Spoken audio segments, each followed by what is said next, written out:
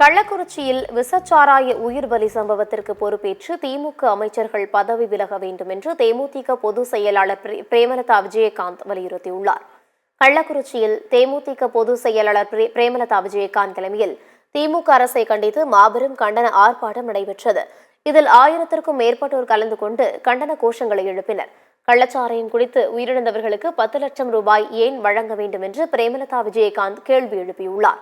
விசச்சாராய உயிர் பலிக்கு பொறுப்பேற்று துறை சார்ந்த அமைச்சர் பதவி விலக வேண்டும் என்றும் பிரேமலதா விஜயகாந்த் வலியுறுத்தினார்.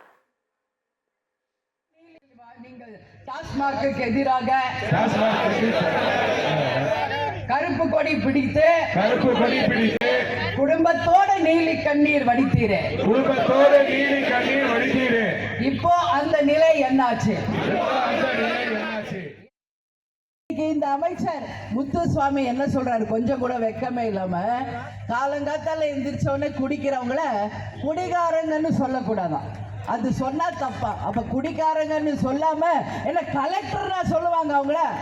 திமுக அறக்கட்டளையோ இல்ல அவங்க சொந்த பணமோ இல்ல, மக்கள் வரி பணத்துல 10 லட்சம் ரூபாய் இன்னைக்கு எதுக்கு கொடுக்குறீங்க? அப்படி என்ன அவங்க தியாகம் பண்ணி செத்துருக்காங்க? கள்ளச்சாராயம் குடிச்சு செத்தவங்களுக்கு 10 லட்சம் ரூபாய் இந்த அரசாங்கம் கொடுக்குதுன்னா இது எதற்கான ஒரு முன்னுதாரணம்?